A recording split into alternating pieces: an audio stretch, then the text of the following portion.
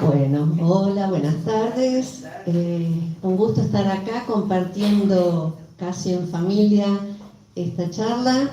Muy agradecida a Argentina, Mónico, y a su editorial Juana Manuela por esta invitación que hago extensiva a Silvana, su coequiper, que siempre nos reciben con tanta calidez y calidad. Además, un orgullo compartir con Mónica y Gaby esta charla. Lo mío es muy informal, es nada académico, y con la idea de que si quieren intervenir con alguna opinión, sugerencia, pregunta, lo que quieran, estamos para eso, para dialogar, ¿no? No sé si me voy a ceñir mucho al tema, capaz que por ahí me fui por las ramas buscando algunas líneas de contacto con lo que Silvana y Argentina me proponían. Y como tenía que hablar de la literatura infantil, una literatura que acoge, tengo muchísimo para decir, así que me hice acá un punteo para tratar de no irme por las ramas. Yo quería empezar leyéndoles un texto que está en este libro, El libro que canta, de Yolanda Reyes, que es una exquisita escritora y sobre todo pensadora de la literatura infantil. Escucharla a ella y sus conceptos siempre enriquecen. Y mientras voy leyendo dos textos breves que hay acá, poéticos, quiero que ustedes se vayan acordando de su propia infancia para ir construyendo entre todos a lo largo de la charla, después que hablemos todas, su textoteca interior, lo que Laura Devetach llamaba textoteca, que creo que es un término muy acertado, que son esos textos internos que cada uno va guardando en la memoria desde que le leen, le cantan hasta la actualidad, ¿no? A veces nos encontramos hablando con los dichos y las palabras de los personajes que fueron marcando nuestra infancia, nuestra adolescencia, así que cada uno tendrá una versión diferente de esta nana que les voy a leer ahora. Arrurú mi niño, arrurú mi amor, duérmete pedazo de mi corazón. Este niño lindo se quiere dormir, cierra los ojitos y los vuelve a abrir.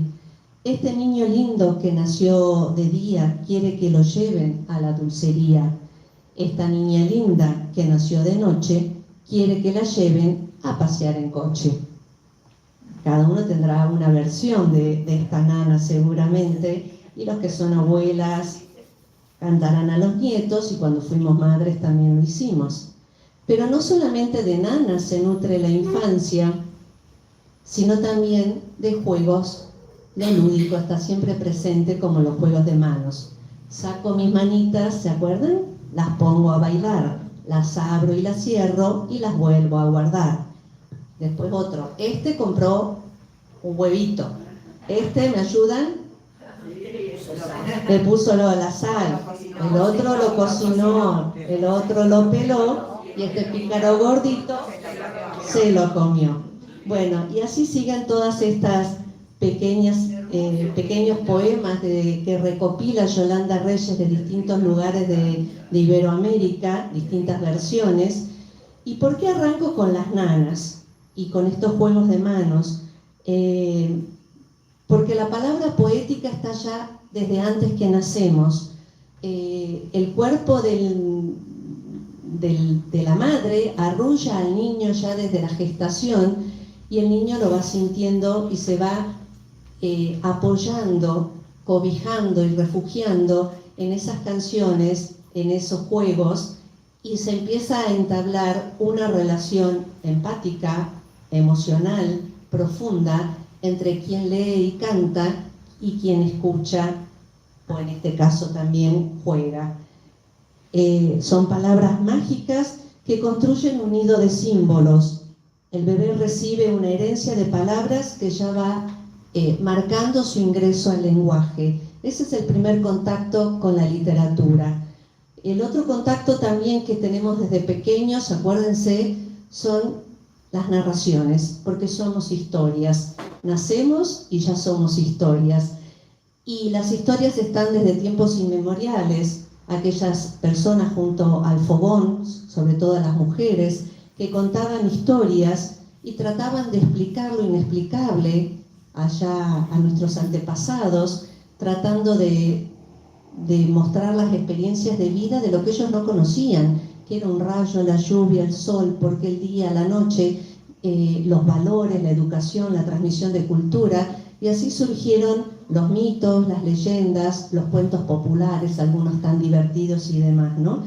Las mujeres que son tejedoras de historias, ¿no? Urdimbres y tramas desde tiempos inmemoriales. Son voces fundantes, memorias, y allí se abrazan quien habla y quien narra o escribe ahora con quien escucha y lee. Me acordaba mientras escribí esto una historia africana que dicen, una costumbre africana, que dice que se juntan alrededor, en círculo, a contarse historias. Y cuando un narrador termina de contar la historia, pone la palma en la mano del que está frente al que está al lado y le dice: aquí te dejo esta historia para que la tomes, la continúes, y comienza otra historia y se van nutriendo, ¿no? En un círculo, todo es simbólico. Palabras como magia, porque somos lo que leemos y nos vamos construyendo. Pero hagamos un poco de historia en este concepto de literatura infantil, que ahora también se llama literatura, yo lo nombro en singular, para la infancia, aunque mucha gente dice para las infancias, con esto del género. Pero la infancia es una, no importa si es niño, varón, niña, mujer, la infancia es una sola y se nutren y necesitan las mismas cosas. Así que yo hablo de literatura para niños, para la infancia. Les decía que no siempre se tuvo la noción de niño. Antes el niño era uno más con los adultos. Recién por el siglo XVIII les diría que un filósofo llamado Locke fue el que empezó en un libro que ahora no recuerdo el nombre, creo que lo anoté, bueno, no me acuerdo, Pensamientos para la Educación, algo así se llamaba, nombra esta idea de niño, de sujeto diferente, que necesita, y se fortalece en el siglo XIX, una vestimenta diferente, juegos diferentes, una literatura diferente, porque antes se leía lo que leían los grandes y el niño se apropiaba de esos textos. Y uno de los textos de los que más se apropia el niño, a que no saben cuál es de esa época, 1700 estamos hablando más o menos, de Robinson Crusoe, que después se adaptó de diferentes maneras, de Daniel Defoe, y ya quedó como literatura juvenil, les diría más que nada, ¿no? Para jóvenes. Pero dicen que en Robinson Crusoe está todo lo que tiene que haber para que un niño disfrute de la aventura, los miedos, las ansiedades, la soledad, superar las pruebas. Así que bueno, fue furor en esa época y en mi adolescencia también, porque amaba a Robinson Crusoe. La literatura, sabemos que, yo no voy a decir nada nuevo, simplemente es empezar o seguir pensando entre todos un poco esto de la literatura para la infancia. Por esa época, 17, 18, 19, la literatura era netamente moralizante, didáctica, pedagógica, las fábulas con sus moralejas, se leía para enseñar valores. En cambio, hoy en día se tiene otro concepto diferente. Gracias a Dios evolucionamos y creo que hay que, ya vuelvo a esto, hacer un equilibrio después entre lo que se leía antes, la lectura folclórica popular, los cuentos maravillosos de hadas que son tan geniales, ya voy a volver, y la literatura actual, que es puro juego del lenguaje, cuidado con el lenguaje, aventuras, algunos temas fuertes, porque de todo trata la literatura. Y yo le decía hacer un equilibrio, porque en esta época hay toda una corriente que detracta, que quiere como menospreciar los cuentos maravillosos y los cuentos de hadas. Es más, en algunos lugares, y hablo de Europa también, en algunos países, se pedía que se sacaran de las bibliotecas y de las escuelas, no sé si leyeron eso, fue hace un par de años, los cuentos de hadas, porque también no tenía nada que ver con la realidad de la niñez actual y la mujer y lo femenino, bueno, toda esa onda un poco exagerada, porque ningún fanatismo es bueno, y ahí entró la literatura también. Roald Dahl, un autor muy políticamente incorrecto, diría yo, tiene unos cuentos donde habla del personaje gordo, entonces bueno, le piden en inglés, ¿no? La editorial quería sacar la palabra gordo porque es ofensivo en la sociedad actual, cuando tenemos que pensar a la literatura en el momento que surge.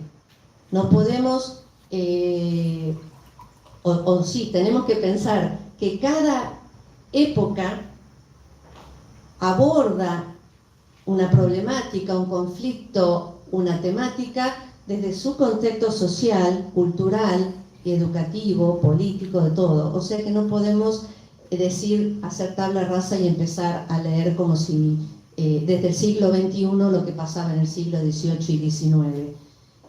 Yo tengo un montón para decir, así que vamos avanzando.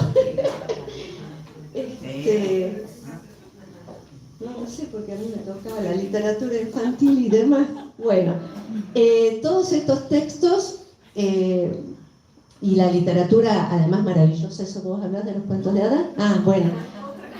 Lo importante de los cuentos de hadas, que tienen que seguir estando en la infancia, las brujas, los ogros, uno dice, tocan temas escabrosos, Caperucita, la abuelita que luego se come la abuelita, la bella durmiente, todos esos cuentos que comienzan generalmente con una ausencia, hay una muerte, herida, todos comienzan con la madre muerta o el padre muerto, la madrastra, el padrastro. Esos cuentos alimentan a los niños no solo de las fantasías propias de los cuentos maravillosos, sino también de un saber estar, de un saber posicionarse en el mundo. Si el cuento maravilloso tiene personajes arquetípicos, el bueno y el malo, y eso le ayuda al niño. El bueno siempre sale victorioso, se acuerdan que el bien siempre triunfa, pero el héroe no deja de tener conflictos todo el día, todas las páginas, siempre algo pasa, algo sucede, el lector niño se angustia con su héroe, pero el final siempre es positivo, siempre hay una victoria del bien, y eso lo ayuda a posicionarse, que aunque le pasen cosas malas, difíciles, cruentas, tiene una opción, una posibilidad de salir adelante y de triunfar. Bruno Bettelheim, que es uno de los que estudia los cuentos de hadas, él dice que ayuda al niño, un psicólogo, que ayuda al niño a poner en orden su casa interior, ¿no? Eso es importante poder determinarlo. Bueno, vamos a seguir un poquito en esto del tema del escritor. El escritor que escribe para niños y el lector esperado e inesperado, que me decían por ahí. Un escritor es un orfebre. Su material, sabemos, es la palabra. La elige, la contempla, la moldea. Palabras que muchas veces se escapan, se retuercen, se revelan. Laura Debetach hablaba del oficio de palabrera, nada sencillo, porque el escritor es un buscador, un gran observador, sabe mirar con intensidad para dar cuenta de lo que mira. El escritor dice desde su contexto, su ideología, sus experiencias de vida, su propia infancia, la de los niños que tiene a su alrededor. Y la palabra, lo importante es que interpela y moviliza. Personalmente, ¿desde qué lugar escribo y desde qué temas? Alguien decía alguna vez, el tema no es el tema. El problema de la literatura infantil no es el tema. El problema de la literatura infantil es cómo hablo de ese tema.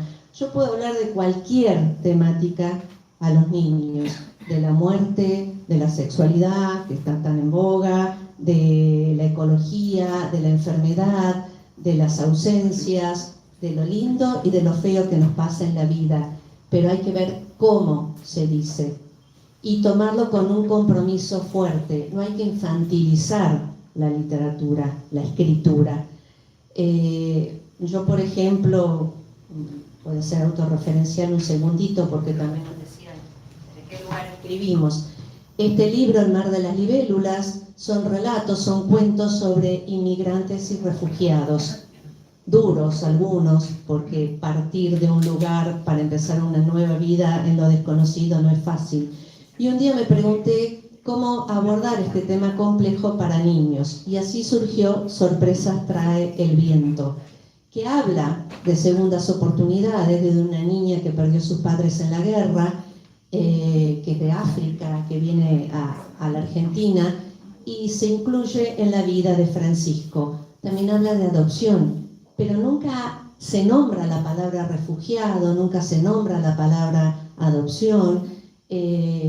Acá traje muchos libros para, no importa, para mostrarles. Acá hay otro de Migrantes para niños, cuyos personajes son animales. Es un libro silencioso, que también está, si quieren mostrar algunas partes, está la muerte presente, el mar que va y viene. Es un libro que se va contando a través de las imágenes, un libro álbum, que no da tiempo para hablar. Pero son temas que podríamos decir fuertes, como Madre Chillona también de Jutta Bauer. Madre Chillona, ¿alguna se identifica? No. Un pingüinito queda desparramado y todas sus partes desaparecen. Bueno, no. Desaparecen por distintas partes del mundo porque la madre le grita. Y después la madre se da cuenta y empieza a buscar los pedazos de su pingüinito para reconstruirla. La idea del perdón también. En ninguno de estos libros se dice, no hay que gritarle a los chicos, cuidado, no le hables de esto, pero está, porque la literatura, si es verdadera literatura, no hay que nombrar los valores, sale de la historia misma, de lo que cada personaje vive y actúa. Ejemplos hay muchos. Quería leerles un tema jugado, decía yo por ahí: no transforma por arte de magia un libro en bueno. El riesgo literario no reside en el tema. Una obra literaria es mucho más que una intención. Tampoco es solo una expresión. Hay toda una poética que construye tras una obra verdaderamente literaria. La literatura infantil es un universo de palabras con ciertas reglas y con un juego propio. Entonces, a esa pregunta de si hay literatura infantil, sí hay. Teresa Andrueto hablaba de literatura sin adjetivos. La literatura infantil es literatura, nada más. En eso estamos de acuerdo, no es una literatura menor, que ya lo va a hablar Mónica, así que no voy a decir nada. No es una literatura de segunda mano, no es un subgénero. La literatura infantil es literatura, pero tenemos que reconocer que tiene sus reglas propias. Y yo les decía que cuando escribo, no sé acá mis compañeras cómo lo ven, escribo lo que tengo necesidad de decir. Acá hay muchas escritoras también. Lo que tengo necesidad y deseo de decir, lo que sale. A veces se vomita la escritura, a veces cuesta. Después, cuando me pongo a releer para corregir, ahí me doy cuenta de quién es el lector futuro, posible, esperado. Y de muchos inesperados que nunca sabemos, pero a veces llegan. Cuando me doy cuenta que es un texto para adultos o para niños, ahí viene en la etapa de corrección la elección de las palabras justas, de ver que no caer en lugares comunes, de no infantilizar. Sí, el pulido es lo más difícil de todo, ¿no? Yo quería leerles un fragmentito, pero no sé si lo traje. Acá. Escribí literatura infantil y juvenil, dice Gómez Cerdá, un escritor español. Escribir literatura infantil y juvenil es elegir una de las opciones más mágicas y creativas que puede tomar un escritor. Es recrear con total libertad el mundo infinito y complejo de los niños. Complejo, no es infantilizar, vuelvo a decir. Se requiere de un gran rigor para levantar un sólido puente de palabras que une el universo del que escribe con el universo del que lee. Escribir literatura para niños guarda mucha pasión, amor, dolor, incertidumbre, goza, duda, curiosidad, trabajo. No es sencillo. Uno a veces es un texto humorístico, bueno, se divierte escribiéndolo, pero hay todo un trabajo interior profundo para llegar a eso. Dice Gómez Cerdá, también todo esto se da en quien escribe para adultos, sí, por supuesto, pero lo interesante es que todo cabe en la literatura infantil y juvenil, y todo cabe de 1000 maneras diferentes. Un escritor puede expresar todo lo que lleva dentro, aunque escriba para niños y jóvenes. Puede expresar sueños, frustraciones, alegrías, pesadillas, todo. Y quizás en ese intento por conseguir simplemente que los niños y los jóvenes le entiendan, él mismo podrá entenderse mejor. Escribir para niños y para jóvenes nos lleva a explorar las maravillosas y complicadísimos caminos de la sencillez desnuda, que nunca es simpleza, la concisión, la brevedad, la palabra precisa y adecuada entran en la literatura infantil. Así que no es literatura menor ni un subgénero, es un arte. Algunos los hacen espectacularmente bien, a otros nos cuesta un poco más, pero leer con niños, para niños y por los niños es como un cúmulo de emociones, ¿no? Que aparecen y que van creciendo, pero ante todo también tenemos que ayudar a los niños a crecer y a construirse como lectores. Yo tengo mucho, pero me voy a quedar ahí, porque después podemos abrir el diálogo, pero quiero terminar con una frase de María Teresa Andrueto,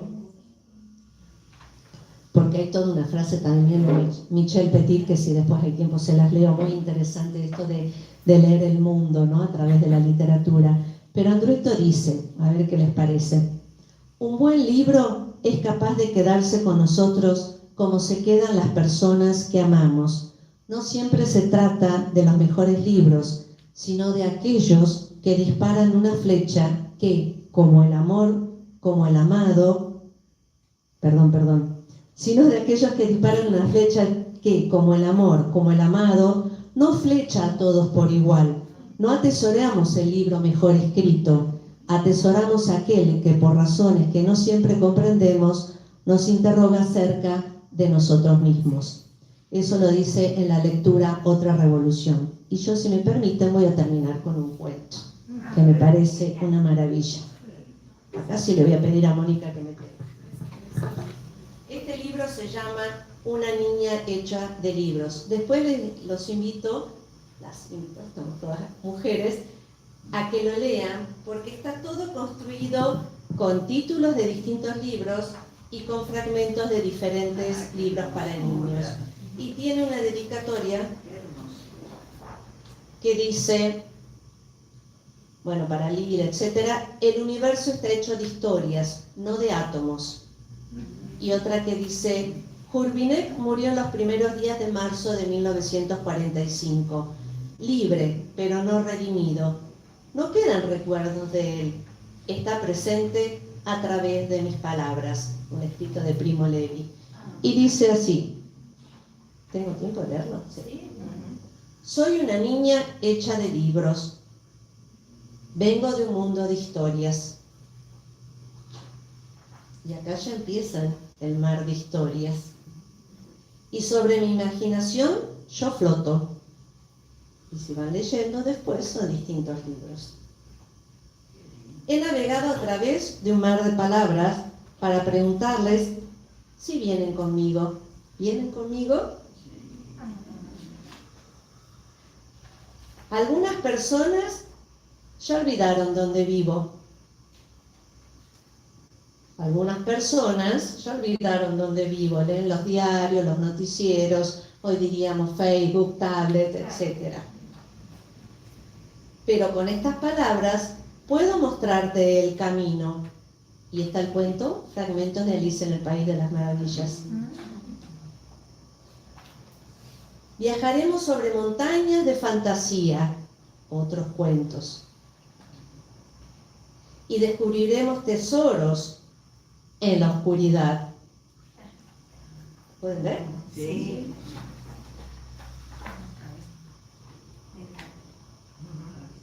Podemos perdernos en los bosques de los cuentos de hadas.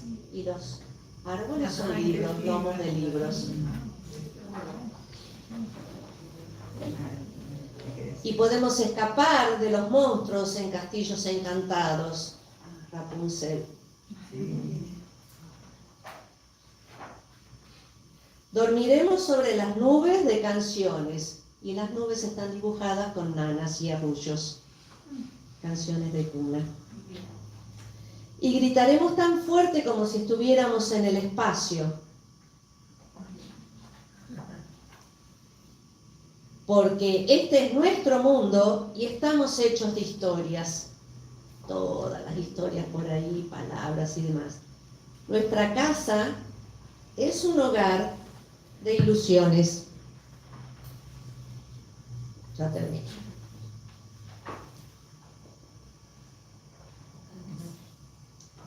Donde todos pueden entrar. Edificios y libros. Nada es gratuito en la ilustración ni en la escritura. La ilustración, libro, álbum, acompaña, complementa y amplía lo que dice el texto. Decíamos que todos pueden entrar a esta historia. Por eso hay una llave, porque la imaginación no tiene límites. Y con la imaginación leemos todas las historias.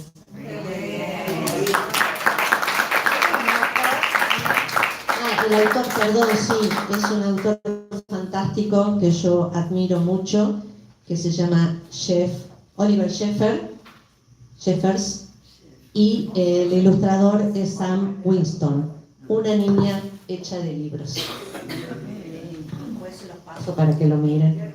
Bueno, gracias y después...